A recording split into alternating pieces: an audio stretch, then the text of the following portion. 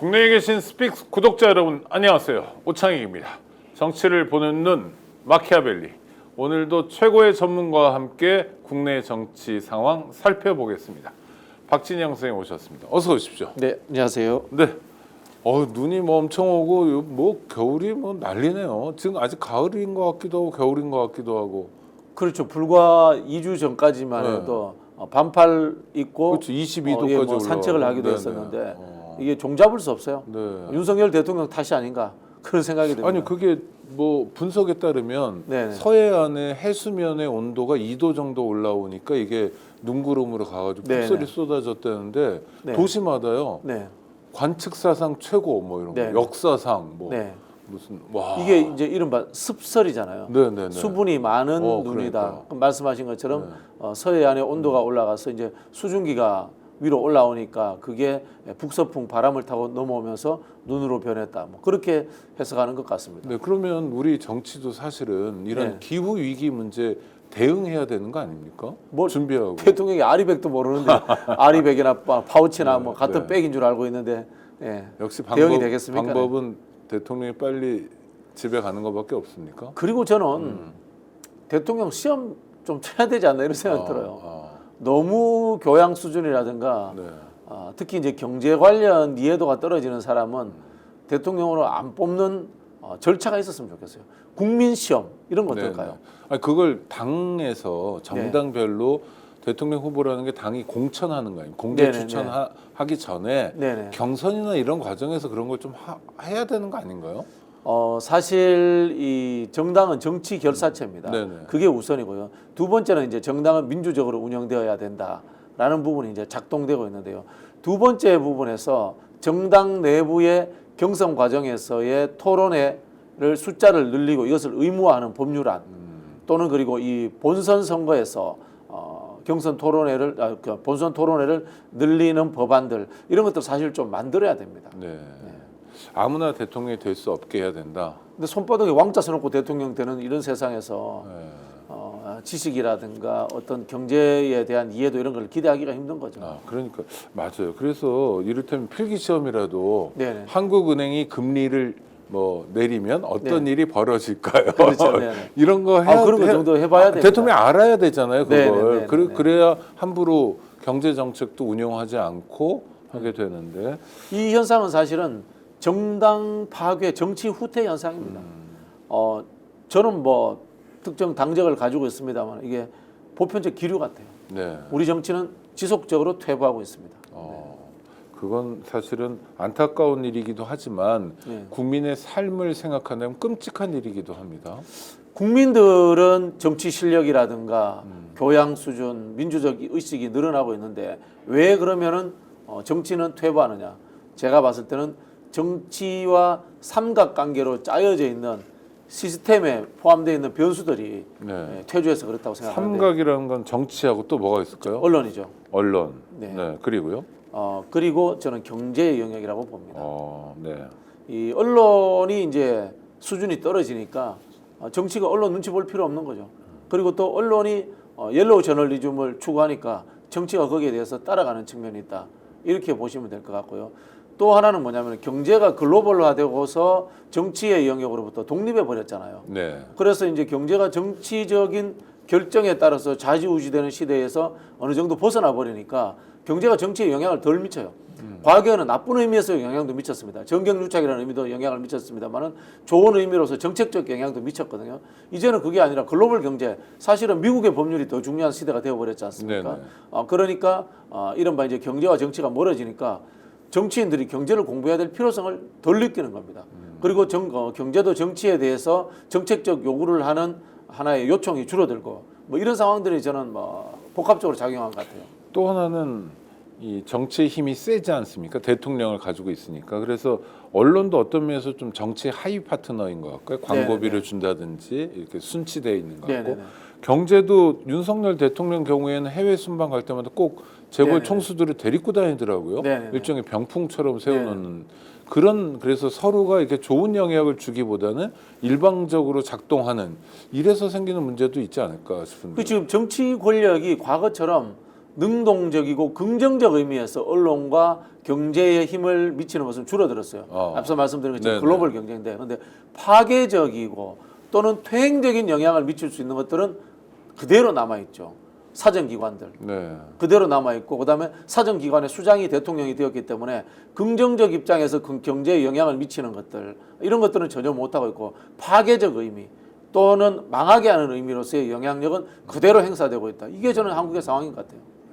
그 좋은 건 줄어들거나 없어져 가고 네네. 나쁜 건 그대로 있으면 네네. 이런 걸 보고 망조라고 하겠네요. 망조라고 하는 거죠. 네. 그게 국가 전체에 영향을 미치는 거 아닙니까? 그래서 제가 보기에는 박근혜 정부가 국가를 망하게 하진 않았거든요. 네. 극소수가 권력을 향유하면서 그걸 가지고 이제 부정부패의 고리에 이제 타고들었던 거, 이런 부분인데, 지금은 광범위하게 퍼지면서 국가 시스템이 무너지는 것. 특히 저는 삼성전자의 위기가 윤석열 정부와 저는 무관하지 않다고 봅니다. 삼성전자의 위기 나왔으니까 우리 구독자들을 위해서 좀 어떤 위기라고 보시는지, 어떤 차원의 위기라고 보시는지. 뭐 제가 뭐 경제 전문가는 네네. 아니니까 잘은 모르겠습니다만은, 제가 분석하는 툴로 보자면은 이 이른바 이제 신냉전, 미중 갈등이라는 것이 반도체의 국제 산업 구조 조정이다.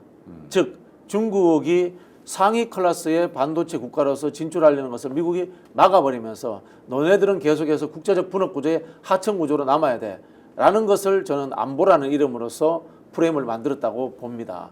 그렇다면요, 한국은 거기에서 중간자적 입장이 있지 않습니까? 중국이 시장이라는 측면들이 있고, 그 다음에 미국이 짜놓은 구조에 들어가야 된다는 측면들, 이게 충돌한단 말입니다. 그러면 균형자적 입장에서 접근을 해야 되는데, 중국을 버리고 미국에 추종하는 상황들, 그리고 또 미국은 한미일 관계에서 한국보다는 일본 편을 많이 든단 말입니다. 이게 반도체 산업구조 조정에도 적용되는 게, 일본이 새롭게 반도체에 재진입하는 것들, 그리고 한국보다 더 말랑말랑한 대만이 반도체 시장에 앞서가는 부분들, 여기에 대해서 미국의 용인하에서 한국이 뒤처지는 상황이 저는 만들어졌다, 이런 생각을 가지고 있습니다.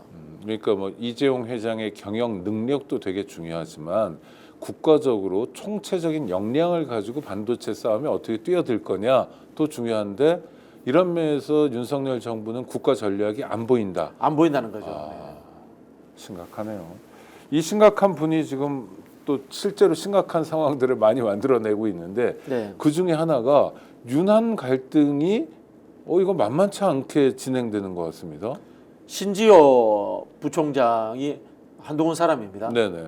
김건희 고모 이야기 꺼냈습니다. 목사님. 예, 네. 가족 이야기 꺼냈잖아요. 이 조폭 영화에서도 가족 테러하기 시작하면 이건 막장이라는 겁니다. 끝까지 갔다는 뜻입니다. 네네. 결국은 윤석열과 그 친윤 그룹들이 한동훈을 쳐내려고 한다, 그렇게 봐야 되고요. 한동훈도 그걸 느꼈다. 그래서 신지호가 이미 이제 일가를 날린 거고요.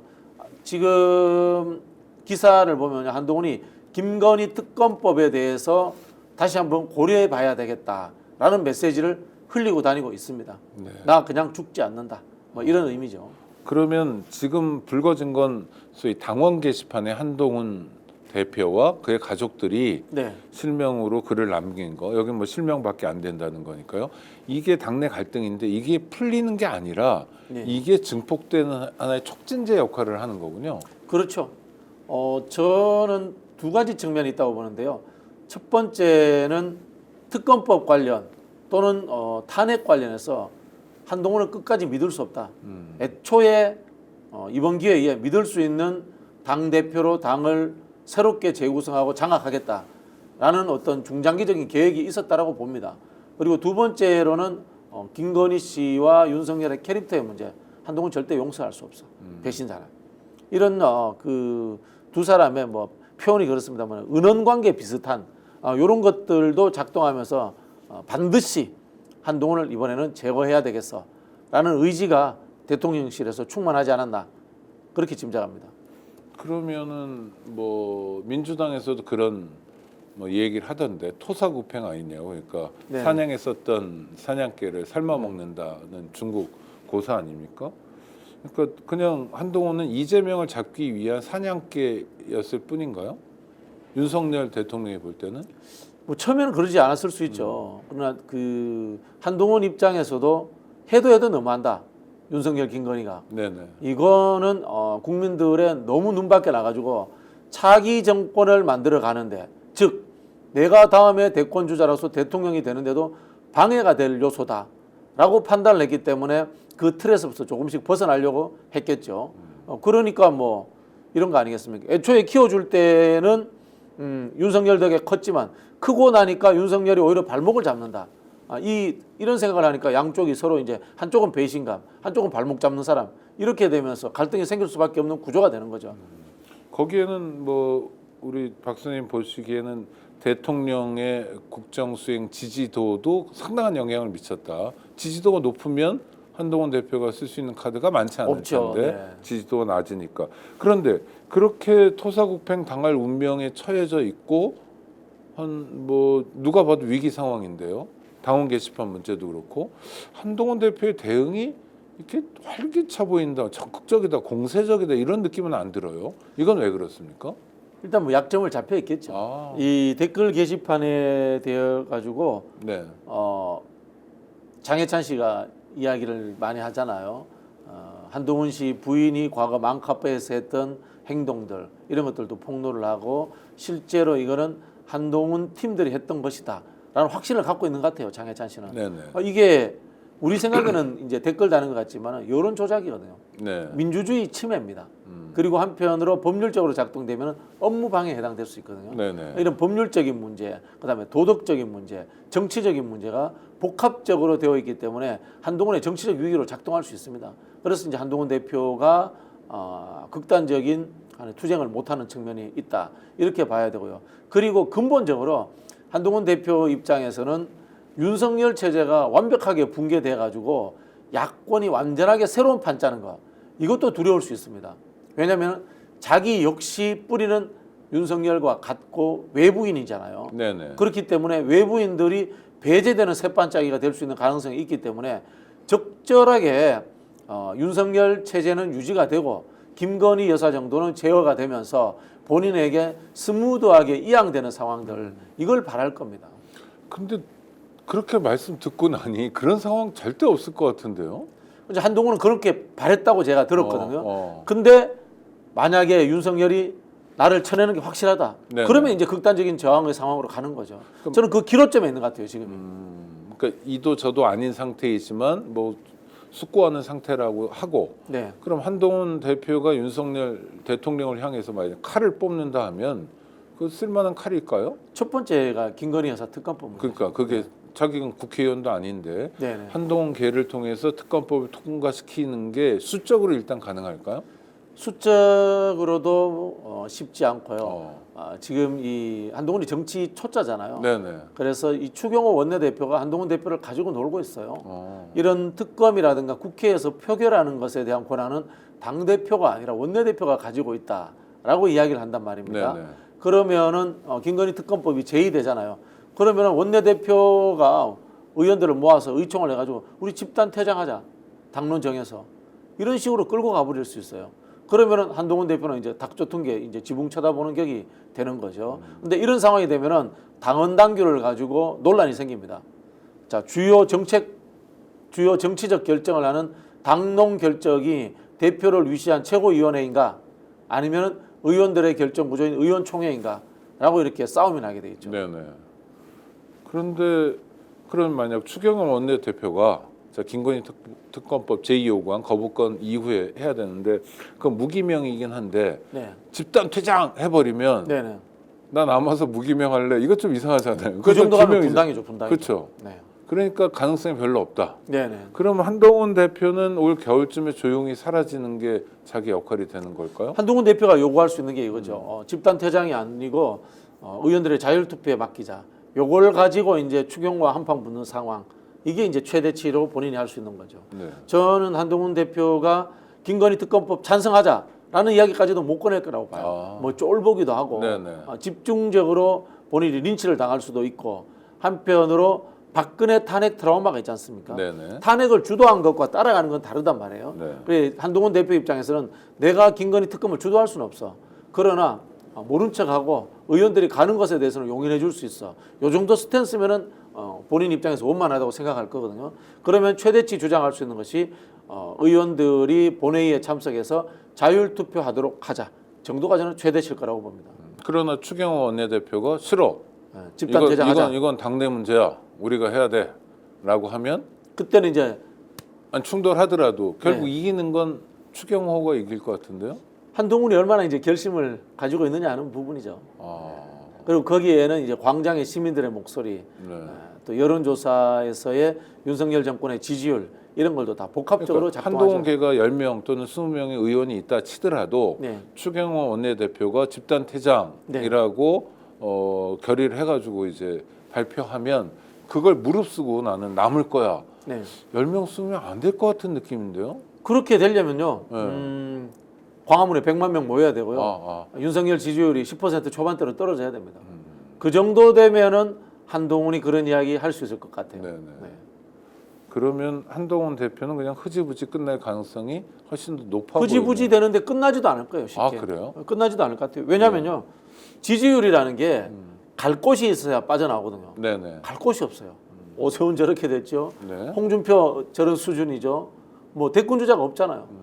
한동훈으로부터 빠져나오는 표가 갈 곳이 없어요. 그렇다고 해서 이게 민주당 쪽으로 올 것도 아니고 전혀 뭐 저는 그래서 한동훈이 하물며 대표직을 사퇴하더라도 바로 대권 주자 반열에서 제거된다라고 저는 보기 어렵다고 봐요.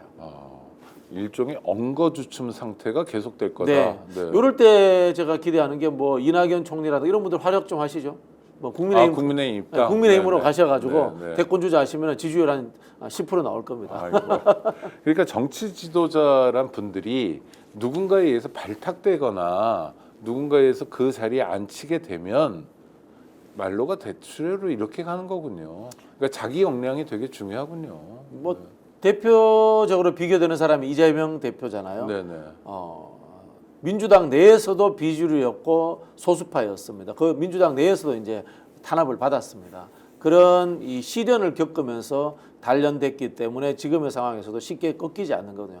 차곡차곡 다져져 왔다는 거예요. 근데 이제 한동훈 대표라든가 윤석열 대통령 같은 사람들은 사상 누각이죠. 네. 꽃바람 불 때 누각에 올라가서 시조 한 수 짓고 그리고 정권을 향해 가지고 쓴소리 한번 날리면서 저 자리까지 온 것 아니겠습니까? 저런 사상 누각들은 꽃바람이 칼바람으로 바뀌면 바로 무너질 수 있죠. 그래서 그런가 이 사람이 사실 우리 여론 지형에서 굉장히 중요한 사람은 아닌 것 같은데 꼬박꼬박 방송에 나와서 뭐 한마디씩 하는 심평 변호사라고 있습니다. 네. 대통령 부인하고 가깝다, 대통령하고 가깝다, 뭐 한동안은 자기가 멘토다 이런 얘기 했는데 최근 방송에서는 뭐 윤석열 대통령의 말로를 점치면서 이재명 대표를 굉장히 높이 평가하는데 사람을 배신하지 않는 정치인이다. 네. 그러니까 여기까지 왔다. 그럼 자기가 배신당했다는 뜻인데 그러니까 이런 얘기를 하는 까닭은 뭡니까? 줄석입니까? 뭡니까? 줄서기도 아니고 뭐 그렇게 즐기면서 사는 분인 것 같아요. 아, 그렇습니까? 저는 과거에 아주 오래전에 신풍 변호사를 얼핏 뵌 적이 있어요. 네네.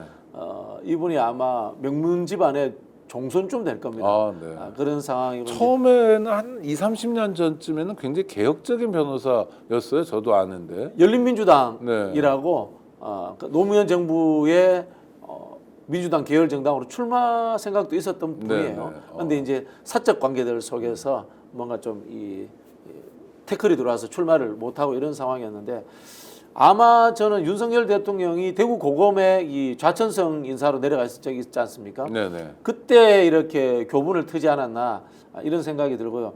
윤석열이 그 당시에 그 대구 쪽에 있었던 구친노들하고 좀 많은 관계가 있었다라고 저는 들었습니다. 네네. 그러니까 심평 변호사의 그런 변화는 대통령 지지도, 뭐 대통령 임기가 반환점을 돌았다 이런 거하고 관련 있다고 보시는 건가요? 그렇죠. 이제 뭐 종말로 가고 있다.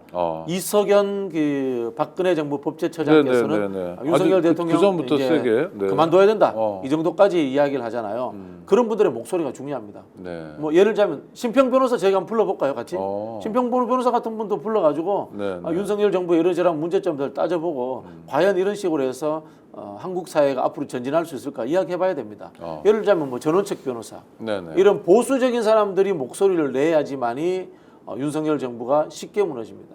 우리 그 갑자기 이름도 생각. 에드워드 기본입니까? 그 로마 제국 흥망사. 네. 거기도 보면 제국은 내분으로 망합니다. 대부분이 외세의 침략으로 생각보다 잘 안 망해요. 네네. 그렇죠. 그렇죠. 내분의 상태에서 외세가 조금만 침략해도 그렇죠. 와르르 무너지고. 실제로 네. 민주당이라든가 이쪽 세력은 외세잖아요. 네네. 그럼 내부는 뭐냐? 한동훈, 윤석열 갈등. 그다음에 이 보수적인 인사들 내에서 이 정권 더 이상 가다가는 나라 망하겠구나라는 내부적 비판. 이런 것들이 더 날카롭고 아프게 다가오죠. 네. 이재명 대표 재판이 뭐 아직 확정된 건 하나도 없고 이제 1심 선고가 2개 나왔는데 1심일 뿐이지만 유죄 나왔을 때 분위기와 또 무죄 나왔을 때 분위기가 완전히 양쪽이 완전히 다르대요. 저도 이렇게 분위기가 다를 줄은 몰랐습니다. 네네. 네. 이게 전국이 완전히 확 바뀌어 버리잖아요. 네. 확 바뀌어 버리면서 국민의힘의 내분 상황으로 번져져 버렸어요. 그 전에 이재명 대표의 25일 재판 선고가 나오기 전까지만 해도 한동훈 대표도 윤석열 대통령과 뭔가 호흡을 같이 하면서 이재명 대표를 굉장히 공격하는 쪽에 몰두했습니다. 네. 근데 그게 없어지고 지금은 자기들끼리 싸우는 형태 이런 쪽으로 이제 바뀌어 버렸거든요. 이게 결국은 느낌이 참 표현이 그렇습니다만은 토요토미 히데요시 풍신수길 전략이 실패한 거 아닌가 네. 이런 생각이 듭니다. 그건 뭡니까? 내부의 불만을 잠재우기 위해서 조선으로 조선을 가면, 침략한 거 대륙 아닙니까? 진출하겠다. 저 네. 침략했는데 지금 해안가에서 이순신 장군이 막아버린 거예요. 네. 되돌아가 버린 거예요. 되돌아가 버리니까 배도 못 대고 되돌아가니까 아니 이순신 때문에 되돌아왔는데 사실은 그게 아니야. 우리가 네가 준비 덜해서 네가 제대로 안 싸웠잖아. 네가 우리끼리 괜히 뒤에서 댓글 달면서 이상한 저기 뭐야 내분이나 이렇기 때문에 우리가 이순신한테 진 거야. 지금 이런 상황이 벌어지고 있는 거죠. 그리고 또 하나 여론도 좀 도는 느낌이 있는데 이재명 대표에 대해서 저렇게 계속 하여튼 치도건 수준으로 하는데 또 새로운 기소도 했잖아요. 뭐 경기도 공금을 유용했다 이런 것까지. 예. 그다음에 뭐 앞으로도 또 기소할 게 있다, 수사 중인 게 있다 이런 얘기들이 언론 보도를 통해서도 나오고 검찰도 부인하지 않고 있고 이런 상황이면 그럼 사람들이 묻는 건 물음표로 김건희는 이렇게 묻는 사람들도 또 늘어나고 있는 거죠. 그렇죠. 그게 이제 기존의 프레임이었어요. 네. 이재명 대표를 공격하면 그럼 김건희는 이렇게 되니까 극우 언론이라든가 국민의힘 정치인들이 이재명 방탄이다. 김건희 공격하는 게 이런 이야기를 했단 말이에요. 그런데 법률적인 부분이 어느 정도 해소되었다. 분위기가 해소되는 방향으로 가고 있다라고 국민들이 느끼기 시작하니까 김건희와 이재명을 연관지어서 정치적 고리로 활용하는 것들이 약해져 버렸어요. 그럼 뭐냐? 이재명 대표 이야기를 하지 않고 바로 김건희 때문에 나라가 망하고 있다. 특검해야 된다. 윤석열 탄핵해야 된다는 쪽으로 목소리를 아주 편하게 높일 수 있는 그런 상황이 돼버린 거예요. 네. 이제는 이제 민주당과 야권의 입장에서는 국민의힘과 윤석열 정부를 공격하기 아주 쉬워져 버렸죠. 그리고 이재명 대표가 이제 유죄, 무죄 이렇게 언론에서 1승 1패라고도 표현하던데요. 이렇게 되면 이후에는 뭐 그냥 그런 국면이 계속 반복되는 거 아닙니까? 유죄가 나오든 무죄가 나오든 뭐 그러려니 하고 확정도 아닌데 이런 상황이 오랫동안 지속되겠네요. 국민들은 이제 검사들이 무리해서 기소했구나라는 걸 이제 알게 된 거고요. 나머지 재판들도 결국은 코에 걸면 코걸이, 귀에 걸면 귀걸이식으로 이 검찰 독재가 만들어냈을 가능성이 있다라고 모두가 이제 개연성으로 이제 짐작을 하는 상황이 만들어져 버린 거죠. 네. 그러면 이제 이재명 대표를 보던 의혹의 눈초리들이 사라지는 거고 싸늘했던 시선들도 부드러워지는 거죠. 이제는 이제 이재명 대표는 이 차디찬 시선을 의식하지 않고 본인이 잘하면 되는 거예요. 네, 알겠습니다.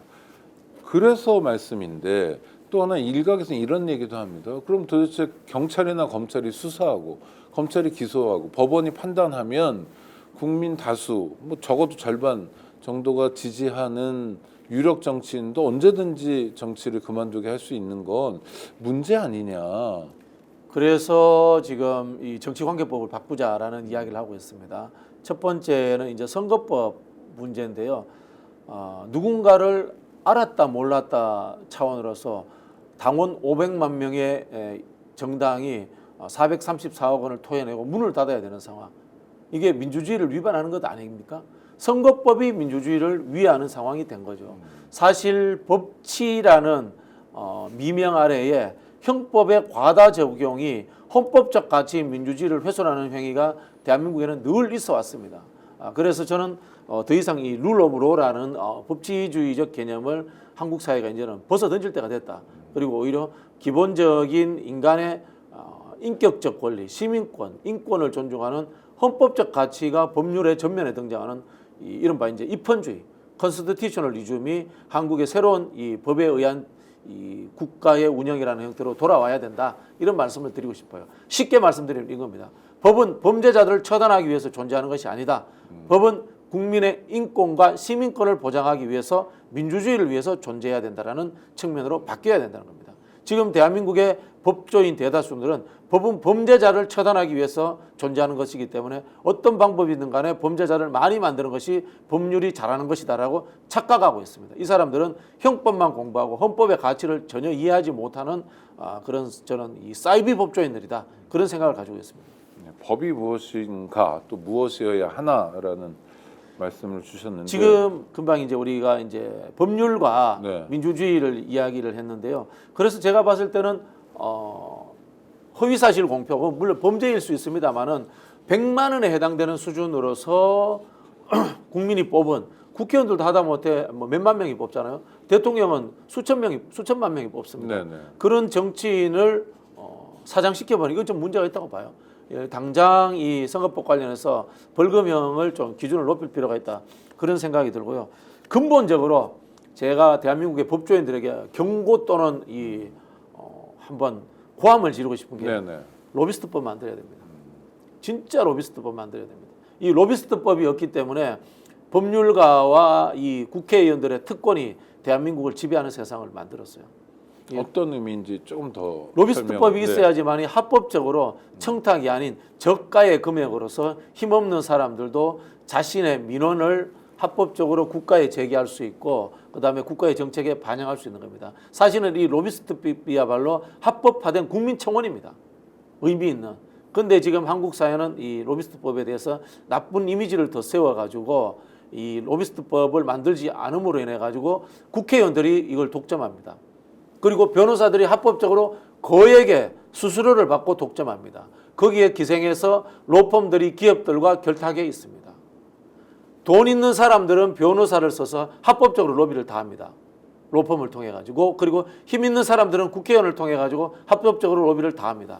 힘 없는 사람들, 돈 없는 사람들은 국회의원들과 그리고 고액의 변호사들에게 접근조차 못하기 때문에 자신의 아픈 곳들을 국정이라든가 정책에 반영할 수 있는 기회조차 박탈당하고 있습니다. 그래서 저는 민주주의적 차원, 그다음에 정치시장의 자유라는 측면에서 국가 운영에 있어서의 국민의 전방위적 참여라는 측면에서 로비스트법을 만들어야 된다는 생각을 가지고 있고요. 이거는 노무현 대통령이 정말 관심을 가지고 만들려고 했던 유업 중에 하나이기도 합니다. 네. 일종의 호민관 역할을 누군가 해줘야 합법적으로 되는데, 해야 됩니다. 네, 그 해줘야 될 출구를 좀 우리가 만드는 것도 고민해야 되고. 그래서 또 하나 제가 또 네. 지적하고 싶은 게 있는데 지금 김영란법도 저는 제대로 손봐야 된다고 생각합니다. 이른바 공무원들 찾아가가지고 밥 한 그릇 사면서 내 하소연하던 그런 사람들은 아예 찾아갈 수 있는 기회조차 박탈당하고 있습니다. 돈 있는 사람들은 알게 모르게 다 합니다. 그렇지 않습니까? 아까 말씀드렸죠. 변호사를 사서 하기도 하고요. 그리고 또 부정한 방법으로서 다 합니다. 오히려 힘없는 서민들만 더 이 공공 서비스에 대한 접근성을 떨어뜨리고 있습니다. 이것도 저는 보완해야 된다는 생각이 들고요. 제가 그런 예를 많이 드는데요. 금주법 때문에 마피아가 생긴 겁니다. 네네. 안 되는 걸 하면 안 되는 겁니다. 안 되는 걸 하면요. 더 큰 부정과 구조적 부정이 생겨납니다. 그런 부분에서 과거의 이 도덕률적인 진보적 생각으로서 이 김영란법 만들었던 사람들도 지금 이거에 대해서 다시 한번 성찰할 시기가 되었다. 그 말씀 드리고 싶습니다. 또 하나 우리 선거법이 사실 선관위 제도도 그렇고요. 4.19 혁명 위대한 혁명이지만 4.19 혁명이 시작된 건 3.15 부정선거였잖아요. 근데 우리가 2016년 촛불혁명 같은 걸 경험하면서는 부정선거 때문에 저항하는 게 아니거든요. 네. 그러니까 박근혜 후보가 부정해서 대통령이 됐다. 이렇게 판단하는 사람 없지 않습니까? 물론 그 극우적인 아주 소수의 사람들은 어떤 선거를 해도 다 부정이라고 얘기하지만 네네네. 그러니까 부정선거 문제에서는 우리가 좀 자유로워진 거 아닙니까? 다 자유로워졌죠. 믿잖아요. 네네. 그러면 이제 선거법 구도도 또 선거관리 구도도 좀 혁신돼야 되는 게 아닌가. 저는 12월 12일에 이제 조국 대표 대법원 판결이 있는데 네. 이 양반을 국회의원으로 선출하고 이 양반 이름을 딴 정당까지 의석수를 차지하고 이런 게 국민들이 다 알고 한 거잖아요. 근데 대법원에서 당신은 집에 가서 하면 집에 가야 되느냐? 네. 이거 잘 모르겠어요. 근데 법에 의한 평등이라고 이야기한다면 할 말이 없습니다만은 네. 형법이 헌법을 누르는 상황이라고 제가 말씀드렸지 네, 않습니까? 네. 이런 상황들에 대해서는 좀 근본적인 혁신이 있어야 된다.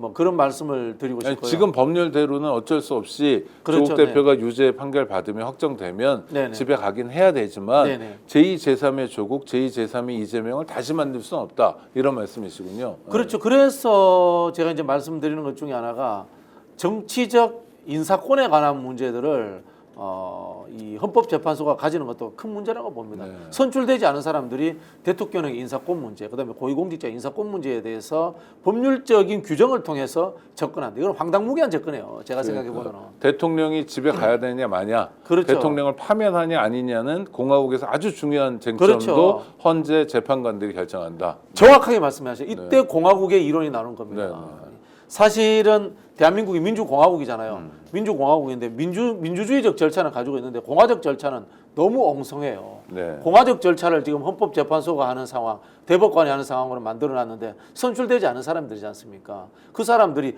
법규 해석을 통해 가지고 이 공화적 절차를 완성하려고 한다. 이거는 심각한 저는 공화주의 정신에 위배된다는 생각이 들고요. 사실 그 대한민국 헌법이 민주공화국으로 돼 있잖아요. 세계의 유례 대부분의 국가들이 민주공화국인 나라 별로 없는 거 아세요? 네. 대부분 그냥 공화국이에요. 네, 네. 예. 그 이야기는 뭐냐면은 공화가 목적이고 민주는 절차로서 출발했다는 거예요. 네. 두 개가 결합될 때. 근데 우리는 이게 바뀌어 가지고 민주주의가 최대 가치와 최대 선이 돼 버린 거야. 그 이야기는 뭐냐면은요. 다수파가 되면은 모든 것을 다 해도 되는 상황. 이게 돼 버렸단 말이에요. 지금 윤석열 대통령이 다수의 투표로 당선됐기 때문에 나는 모든 것을 다 해야 돼. 이 공화주의가 없는 겁니다.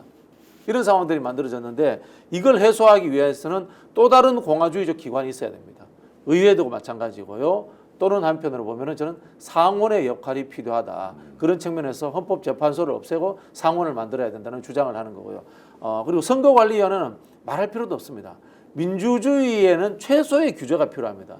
근데 민주주의를 규제하는 것을 근본적 목표로 하는 기관이 헌법기관으로 존재한다는 거. 저는 헌법 모순이라다 이런 생각이 듭니다. 그래서 선관위는 헌법기관의 지위를 내려놓아야 됩니다. 아픈 역사가 있었기 때문에 여태까지의 기능은 긍정적으로 평가하더라도 네네. 앞으로 대한민국의 선거를 지금의 선관위 구조에 맡길 수는 없다. 네, 군사 독재 정권에서 관료들을 동원해서 국가기관을 동원해서 선거 부정을 했기 때문에 선관위가 있었던 겁니다. 네네. 그러나 지금 공직자들의 정치적 중립은 과다할 만큼 누리고 있습니다. 영혼이 없다라고 하지 않습니까? 그렇죠. 네. 그런 상황이기 때문에 저는 선관위는 필요 없다. 위원회 조직으로서 선거철에 봉사자들을 모아서 하면 된다라는 생각이 들고요. 일상적 선관위가 민주주의를 굉장하게 위협하고 있고 그리고 선관위가 주도해서는 만드는 법들이 지금 말씀드린 것처럼 국민이 선출한 사람들을 위협하는 상황으로 가고 있다. 그렇기 때문에 이 선관위가 과거에는 의미 있는 역할을 했지만 지금은 성찰적으로 재구성되어야 된다. 이 말씀을 드리고 싶고요.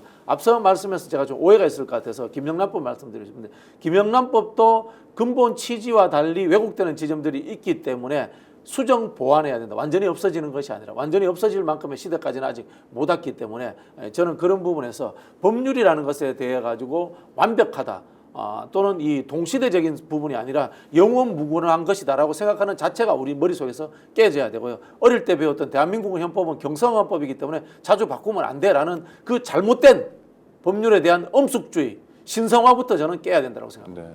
그리고 다른 나라 헌법 개정하는 거 보면 조문이 계속 길어져요. 그렇죠. 현대국가가 되니까 네네. 들여다보고 네네. 챙겨야 될 것도 그래 많으니까. 수정헌법이 존재하는 거지 네네. 않습니까? 미국 같으면 네. 계속 보태고 하는 네, 거잖아요. 네, 네. 네. 양도 길어지고 아이고 저는 박진영 선생님하고 인터뷰를 못 하겠다는 생각이 드는데 얘기 몇 마디 안 했는데 벌써 시간이 다 와가지고 그렇습니까? 아니 네. 몇 분 남았습니다. 제가 궁금한 것도 늘 다 여쭤보지 못해서 아이고 서운합니다. 뭐 농반 이야기하시죠. 진반입니다. 네, 네. 근데 아니 이게 무슨 얘기냐면 너무 말씀을 잘해 주셔가지고 우리 구독자들께서는 너무 신날 것 같은데 하여튼 저는 진행자로서는 깝깝합니다. 대통령이 이제 전국을 전환시키기 위해서 개각을 한다. 네네. 뭐 총리를 바꾼다. 이런 사람들이 물망이다 이런 얘기 있는데 이거 어느 정도 현실성 있는 얘기인가요? 또 진행되나요 실제로? 대통령을 바꿔야죠. 아 사실 모든 문제점은 대통령 때문에 생긴 거 아닙니까? 이 뭐 총리가 잘못한 게 있습니까? 사실 윤석열 정부의 장관이 누군지도 사람들 잘 모릅니다. 네네. 사건 사고를 저지르지 않으면은 누군지 잘 모릅니다. 우리 이태원 참사 때문에 이상민 장관, 네네. 행안부 장관의 존재감이 높아졌고요. 법무부 장관도 어제 갑자기 나와가지고 대통령의 핸드폰은 압수수색할 수 없다. 그런 이야기하기 때문에 유명해진 겁니다. 나를 탄핵하라 이런 그렇죠. 얘기도 했죠. 두 사람 다 윤석열 대통령 때문에 유명해지는 겁니다. 그럼 결국은 대통령이 바뀌든지 대통령의 통치 방식이 완전 바꿔야 됩니다. 근데 윤석열 대통령이 자기 방식을 바꿀 생각은 없잖아요. 그럼 대통령이 바뀌어야죠. 자리가 바뀌어야죠. 그러니까 사도광산 관련해서도 국제적으로 외교 참사를 당했는데 외교부 장관은 전혀 그렇지 않고 뭐 조용히 다 사과 받았다 뭐 이런 식이고 이런 게 다 국가 기강이 해이해진 국가 사태죠. 기강의 문제죠. 대통령이 그렇게 생각하니까 아래 사람도 그렇게 생각하지. 윗물이 맑아야 아랫물이 맑다. 네. 라는 것 아니겠습니까? 대통령이 김태호 실장과 같은 이 뉴라이트적 사고를 받아들이고 있으니까 이 영혼이 없는 공무원들은 똑같이 그걸 받아들이고 있는 거죠. 그럼 지금 상황에서는 누가 국무총리로 와도 비슷할 거다 이렇게 보시는 거군요. 비슷한 국무총리를 찾지 않을까요? 아, 그냥 대통령을 대인배라 여기는 그런 국무총리. 그렇죠. 뭐 이른바 네. 대독 총리 아. 이런 사람 찾지 않겠습니까? 네. 그런 총리가 나오면 국회에서는 동의를 해줄까요? 국회에서 동의하기 어렵죠. 네. 그래서 선뜻 이 총리를 바꾼다는 이야기도 못할 것 같고요. 그래서 일각에 들리는 이야기는 관료들 중에 찾는다라는 소문이 나 있고요. 그 소문이 나자마자 추경호 원내대표께서 자기 발전으로 내가 총리 후보감이야 라는 이야기를 수없이 퍼뜨리고 다닌다라는 네네. 소문을 들었습니다. 아니 그러니까 뭐 여러 사람 이야기가 나오는데 주호영 의원 같은 경우도 네네. 있고 뭐 이창용 한국은행 총재 얘기도 네네. 나오고 그러는데 결국 이건 비본질이다 이렇게 보시는 거고요. 비본질이죠. 대통령이 바뀌지 않으니까요. 그리고 뭐 주호영 의원은 대통령이 별로 안 좋아한다라고 그렇게 들었고요. 네. 뭐 권영세 의원 같은 경우에는 국회 동의안 통과가 안 되겠죠. 이태원 참사의 지역구 국회의원이기 때문에. 뭐 시간이 많지는 않습니다만 또 궁금한 게 이 오세훈 서울시장의 경우에 명태균 씨 관련 의혹이 뭐 계속 반복해서 나오는데 처음에는 뭐 알지도 못한다 뭐 안철수 씨도 그랬는데 명태밖에 모른다 뭐 이런 식이다가 지금 계속 뭐 그게 아니고 뭐 돈도 주고받고 이런 얘기까지 나옵니다. 이건 어떻게 진행되는 건가요? 오세훈 씨가 하는 이야기를 우리 국민들은 이제 안 믿을 겁니다. 오세훈 씨가 명태균 씨 잘 모른다 이렇게 이야기했는데 매불쇼에 갈 때 같이 갔다라는 지금 증언이 나와버렸잖아요. 그리고 더 극단적인 것은 오세훈 씨의 이 스폰서로 일컬어지는 분이 명태균 씨에게 돈을 준 사실까지 나와버렸습니다. 김아무개 씨라고. 그렇죠. 김모 씨인데요. 이 정도면은 이제 오세훈 시장님의 이야기는 이제 믿지 못하는 상황이 돼버렸다. 뭐 그런 생각이 듭니다. 그런데도 오세훈 시장은 왜 기자회견까지 해서 명태균 씨하고 나하고는 관계도 안 좋다 그런 이야기를 하느냐? 저는 제가 봤을 때 그 중간에 또 다른 유력 정치인 한 명 끼어 있기 때문이다라고 네. 그렇게 생각합니다. 그 유력 정치인은 김종인 당시 비대위원장입니다. 네네. 2021년도 오세훈 안철수 단일화 과정에서 명태균 씨가 여론조사를 했다. 그리고 관련해 가지고 당시에는 돈은 받지 못했다. 그러나 이후에 뭐 여기에 대한 대가성인지 모르겠습니다만은 김한정 씨가 돈을 줬다라고 저희가 이제 추정하고 있는 부분이지 않습니까? 자, 그런데 보면요, 이게 개인 오세훈의 서울시장 선거운동이지만 그 당시에 당의 후보로서 그리고 안철수와 단일화를 하는 상황입니다. 그리고 그 당시에 당의 대표는 김종인입니다. 서울시장 후보 시절에도 대표는 김종인입니다. 그렇다 보니까 오세훈 시장은 나는 후보로서 명태균 씨를 그때 자주 본 적도 없고 명태균 씨에게 여론조사 오더를 준 적도 없다. 그리고 그 여론조사 보고를 받은 적도 없다. 이렇게 이야기를 하고 있는 것이다. 저는 그렇게 추정을 하거든요. 그런데 앞서 김한정 씨라는 분이 돈을 줬기 때문에 이게 대가성 여부의 인과관계가 오세훈 시장을 수사받을 수밖에 없는 상황으로 흘러가고 있습니다. 네. 저는 흘러갈 수밖에 없고요. 그리고 앞서 말씀드린 것처럼 오세훈 시장이 매불쇼에 갈 때 명태균 씨를 동행했다라는 이야기가 나오고 있지 않습니까? 그 외에 다른 정황들 같이 회의를 했다거나 아니면은 뭐 여론조사 관련해서 오세훈 씨가 그 여론조사 데이터에 근거해서 뭔가 언급을 했다라든가 이런 것들이 나온다면은 저는 인과관계가 증명이 되기 때문에 쉽게 빠져나가기는 어려울 거다. 저는 이렇게 봅니다. 이걸 뭐라 불러야 될지 모르지만 일종의 명태균 게이트인데, 게이트죠. 예, 게이트인데 이 게이트의 핵심은 뭐 명태균이 뭘 어떻게 했다. 이 핵심은 선거에 개입해서 여론 조작을 했다. 그렇죠. 네. 그러니까 민주주의를 완전히 정면으로 훼손한 거잖아요. 네네. 오염시킨 거고.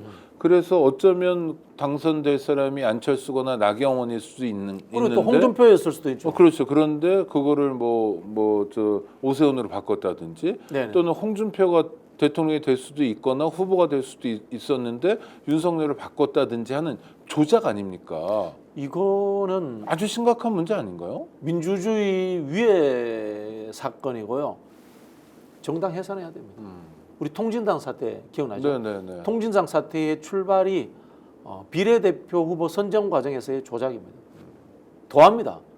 대통령 후보, 서울시장 후보 이게 만약에 사실이라면 이라는 가정하였어요. 이 정당 문 닫아야 됩니다. 저는 위헌 소송 누군가 낼 것 같아요. 이 정도면. 아, 정당 해산 심판 뭐 이런 네, 것들. 네, 네. 대통령 후보가 서울시장 후보를 뽑는데 만약에 조작이 있었다. 이거는 위헌 정당 수준이라고 봅니다. 헌법 8조 2항 정당은 민주적으로 운영되어야 된다라는 조항에 저는 정면으로 배치된다.